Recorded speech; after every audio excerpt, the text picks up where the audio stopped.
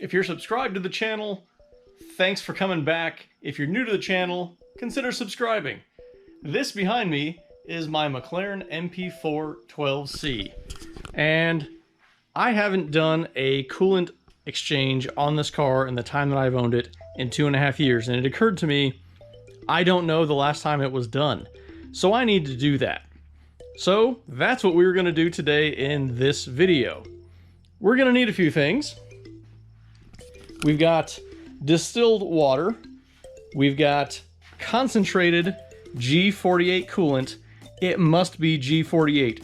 Xerox is what we can find in the United States. There's some Mobil 1 Extreme something or other, unicorn urine, I don't know what it is that is in Europe, and you can't find it in the US.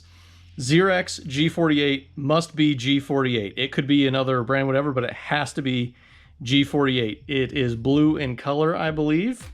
I don't know that all blue is G48, but that is what we need. We're also going to need some clamps because the factory clamps suck. So this is what we're using, a very high quality clamp. What makes it better? We've got 2 ridges on the inside, no sharp edges over here. It's nice and round. And it will completely secure all the way around the hose. So we've got some of those. I picked these up from Advanced Auto Parts. They were like $5 for the 2 of them, or almost $5 for the 2 of them. We have a 20-liter system that we're dealing with, and that's just over 5 gallons. So we're gonna have slightly less than 50-50. I live in the Southeast United States, so it does get cold, and I do drive it in the winter, but I don't think I need 50-50. So I've got 2 gallons, and I've actually got 6 gallons because that's all I could buy. So we're gonna top the rest of it off with distilled water. Just over 5 gallon system. I think it's 5 1/4. So we're gonna be closer to like a 60-40. And there are places where 30-70 you could probably get away with, but we're going 60-40, which is fine where I live. So we got clamps, we got coolant, we got water. We have a reservoir to collect everything that we are draining. It's going to drain pretty fast. It may be slightly unpredictable when we take the hose off. So we've got a nice big opening. This will handle all of it. This cart is actually a hydraulic lift. So I can lift it right up to where we're draining to make sure I don't have any spillage, that kind of thing. Obviously, you may not have that if you have another vessel and other way that you can collect that to where it doesn't make a mess. Use that. And if you don't have a lift, you can still do it too. But you do have to have it off the ground enough for you to successfully get under it, remove panels. You kind of see what's going there. So you can do it without a lift. You're just gonna have to get it up at least 18 to 24 inches to comfortably be able to do that. So we've got everything we need there. We only need one other special tool, and that is this guy. So this is going to vacuum fill the system, which is the only way that you can successfully get all of your coolant in there without any air bubbles. So we'll go over how to use that when the time comes, but you will need that. The one that I am using is from OEM Tools. I don't remember the part number. I'll throw that up on the screen. But it was like $85. It does cost more than a lot of other ones, but I think this is a little bit nicer than some other ones, but I think I did see some for like $25. That's the only specialty tool you need. You may already have it. So let's get this car in the air and get the process started.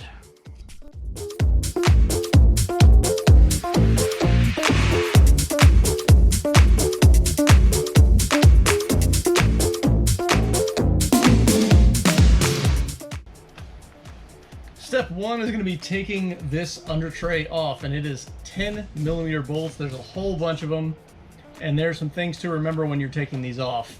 All of these across here are shorter than the rest of them. There are also 2 that the head is quite a bit larger right here and right here. Those will only go in those spots. The shaft on those is actually a little bit larger. Just remember you have 2 over there. The short ones go here. The rest are all the long ones. If you're already doing an oil change, this would be off, so that would be a good time to do it if you're doing other maintenance where this has to be taken off. But we're going to get all these bolts out. Again, if you have a 2-post lift, this makes it a little bit easier. I can't get my impact into those, so I have to do those by hand.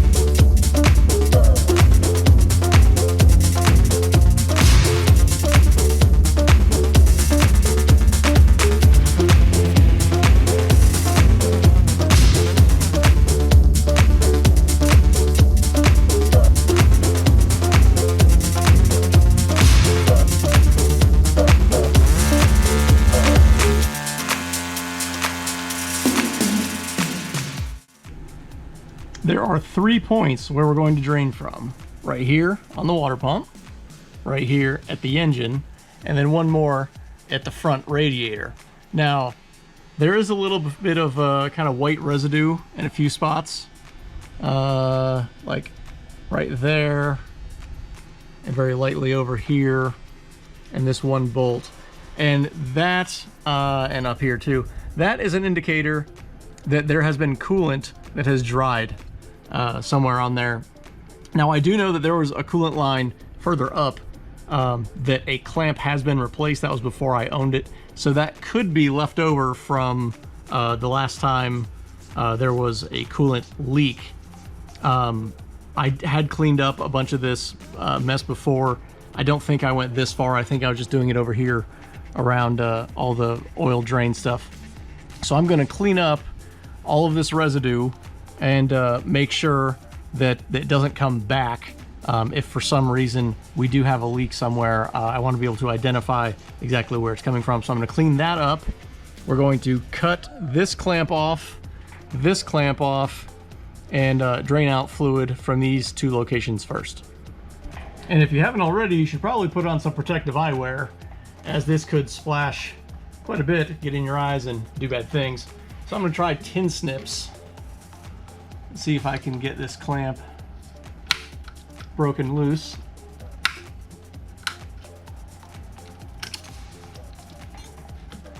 So that clamp loose. Now I've got to pull the hose off and let it drain out.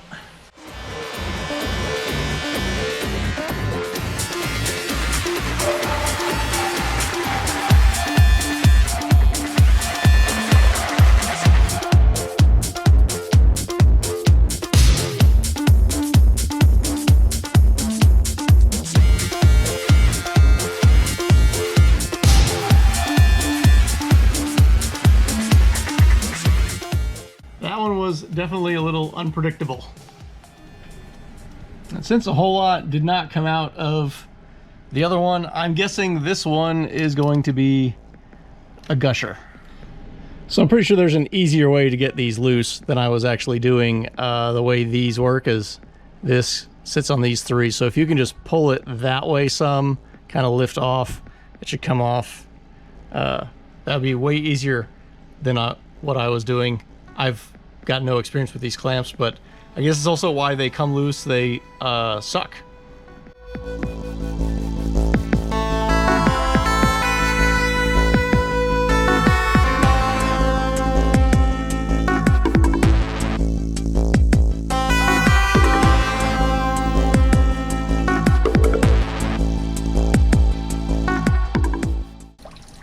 Well, this is certainly one of those cases where having a 2-post lift or having it lifted in some other way where this is a little bit more clear over here, that would make this a little less messy. But we are collecting it nonetheless. We just got some to clean up. And in a worst case, probably could have pulled the car a little bit further over this way, which I didn't know that at the time, but now you do. After letting both of these drip out completely, I've reinstalled the clamps here and here. And in all of my documentation that I was digging up before doing this, I could never find the actual sizes of clamps that were needed. This is what is needed. It's a size 28, 1 3/4 to 2 1/16. I did have to clamp it down just a little bit, so I think it's probably about 2 inches or just shy of that. So this is 43 millimeters to 52 millimeters. I would say 50 millimeters is probably the actual size of that, which would be right just shy of 2 inches.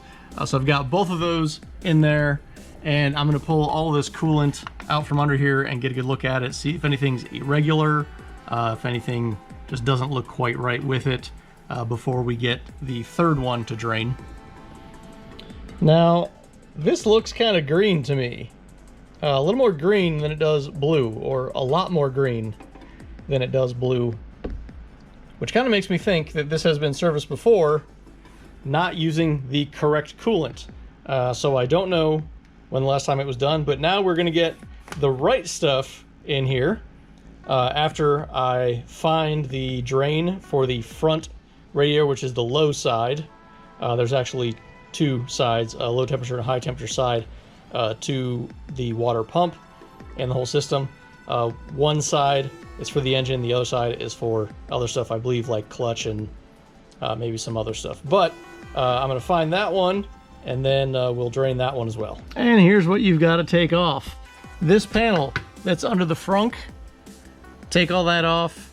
It's supposed to be 4 millimeter head hex that's holding all those in. Yours could end up being a plethora of different things like mine, because as they fall out, somebody grabs whatever fits. So I had 4 millimeter, 10 millimeter, 7 millimeter, and 8 millimeter between everything holding it on there. You will have it secured up here on both sides. So make sure you get those out on the inside of the wheel liner. Take those out first is easiest, and then take the rest of them out. And then this whole thing will come out.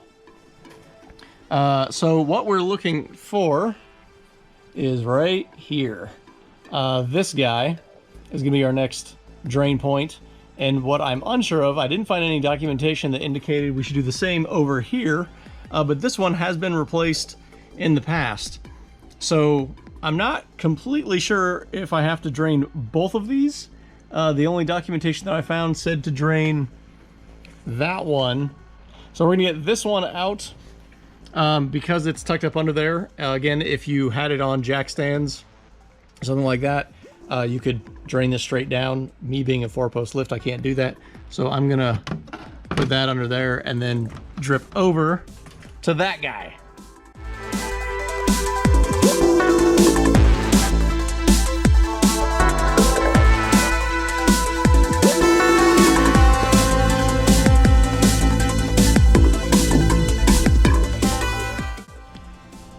Okay, so I've let that drip for about an hour. It's filled up there, overflowed down here, which was the intended plan. It took quite a while before it got to the point where it started to overflow. So I'm not exactly sure how much comes out. It's not a ton, but it is something. It appears that it's stopped dripping out. So I'm gonna get that clamp back on, that hose back on. And we can't use fancy ones because they don't make them this size. And it is a size 12, which is 1/2 to 1 1/4, or 13 millimeter to 32 millimeter. That's what's going to fit on that one. And I'll get that on, get this plate back on, and then we're going to fill it. And I'm not going to put the rear under tray on just yet because, well, I'll show you. Now we've gotten to the fun part, the fill. And this is where the reservoir is. We're just gonna take the cap off, set it aside. And one thing that I'm actually going to do just as a precaution is I'm gonna take this piece off, and it just pops right up. And that way, when we got the air hose and the tool and that kind of thing over here, we know it's not gonna scratch anything up or damage it, because it just pops right off. There's no screws or anything. So it's just an extra measure for doing that. And this is what we've got to do the vacuum fill. This is going to go in the reservoir of the fluid that we're putting in, so the jug. You could use 50-50 premix, put it in a larger container so you don't have to keep cycling between jugs when you swap them like I'm going to do. That could be a little bit easier, but I'm going to do it the other way anyway. And we've got to figure out what adapter goes on there, so that will screw on, be nice and tight. And then you could make this longer. This is basically an exhaust, and you could get some fluid out of it. So I'm going to have a little catch can on the other end of this that I'm going to set somewhere in here. But the reason I'm going to leave the bottom off is if we have any overflow for some reason, we're also going to check to make sure we don't have any leaks after we run it once, make sure we don't have any leaks at those clamps. So I'm going to figure out which one of these goes on here the best, and then we'll get to the fill process. The 35mm insert is the one that goes on here really nice and snug. Then we can tighten it, which is just pulling the bottom of it up. So we've got a nice, good seal there. This is my nice little catch can, just in case we get any fluid.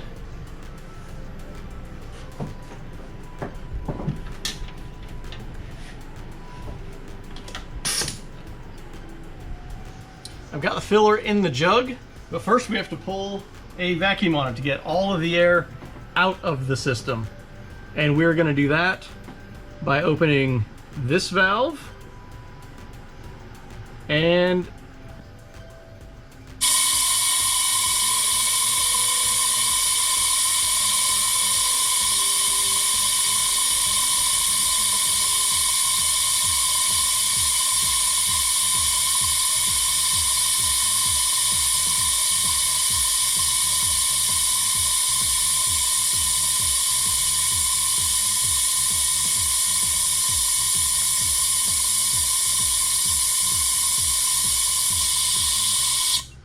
we're going to stop at 15 psi.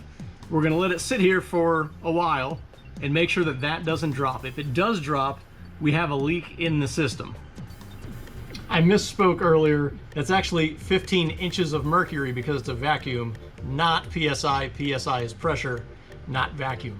So now what we're going to do is open up this valve, and that's going to suck in all the fluid from the jug. And as soon as we get to 0, we should be full.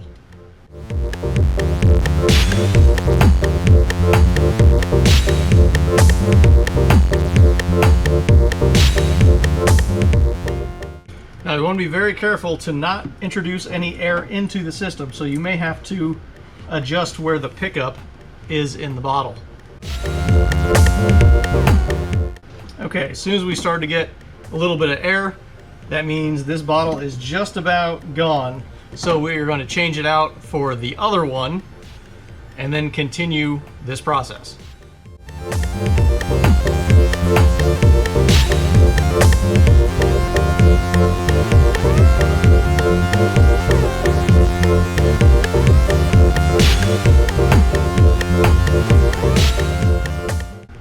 Okay, I started to get a little bit of air to come back through here, which we don't want, so I shut the valve off, and that is more or less 2 gallons of the coolant. So now we're going to move onto the water and pull that through until it's full, and you can tell that gauge is really low, so I think it's going to pull through kind of slow.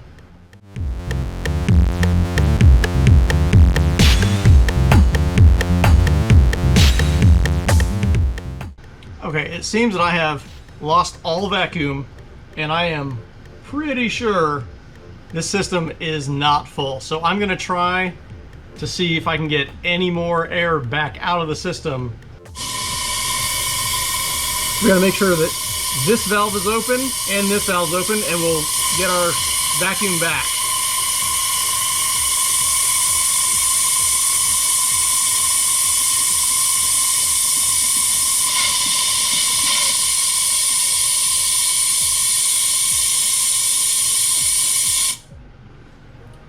Now we can open this valve back,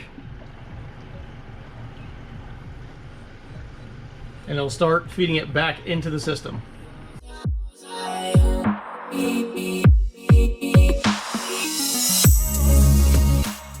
You see it pulled it back through pretty quickly, so we're going to shut this valve back off, this one back on, this one back on.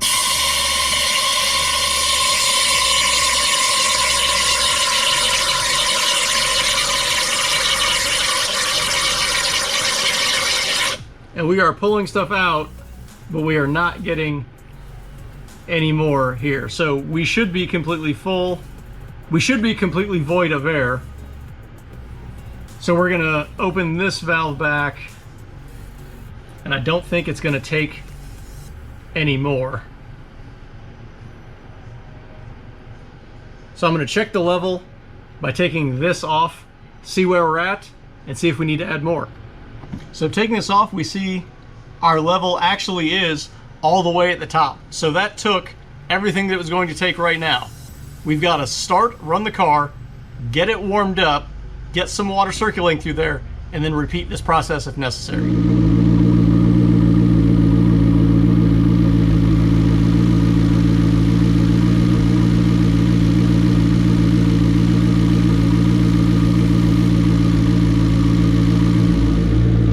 You can tell that it did heat up, bubbled over. That's where this is from, and the level has gone back down. So there was a little bit of air in the system. We're gonna let it run for probably 10 minutes, and then observe this entire time if we continue to get any bubbling or if it rises up. But at the very least, we got one big air bubble out.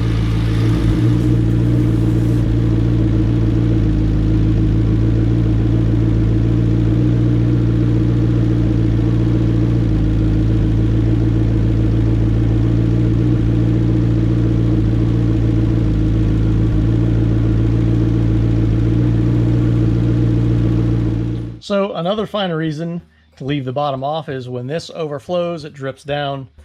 You won't have that on the underpan and then just getting everything dirty under there. So I got this up to, actually ran it longer than 10 minutes. I think I ran for about 20. As long as I kept seeing bubbles, I just let it keep running. They got to the point where I stopped seeing bubbles. It was going up and down a little bit, but no bursts and then bubbles coming out. So this has been burped several times. We shouldn't have any air in the system at all. And one other thing that I forgot to mention is I didn't have the heat in the heat position when I shut it off. I'm not sure if the valve's closed or not, but it only took about 3.5 gallons. So I'm guessing between some being left in the lines a little bit or in random places, like the heater core, that would be one place that we would have some fluid saved there, so it wouldn't take as much. To get this to burp even more and adjust cycle everything through, I did turn the heat on after it got up to like 180 degrees engine temperature. I turned the heat on maximum, and that made a difference there too. So you probably want to do that to make sure when you're burping the system, you're getting all of the air out. Now with everything buttoned up, we're going to lift it back up, make sure everything is clean from all the coolant that may have fallen down, and button the bottom back up, get all those plates back in. Small miscalculation on where the coolant was actually dropping. I think it actually drops about right here. I was going to drop closer to here. So this is going to be wet anyway, and that's what we've got to deal with down here. I did verify that there were no leaks from either the clamps or the hoses or anything in that area before I put the bottom on, and the bottom is back on. So why didn't I show you that? Because my battery's running low, and that's pretty needless. You just put it back the same way you took it off. Can't figure that out, you probably shouldn't be working on the car. But everything is good to go. We've got fresh coolant in there for a better part of it, and we've burped the system, so there shouldn't be any air in the system at all. We should be good to go. So I hope you found this educational and helpful. Please consider subscribing if you like the content we've got, share it on various forums and that kind of thing. and I'll see you in the next one.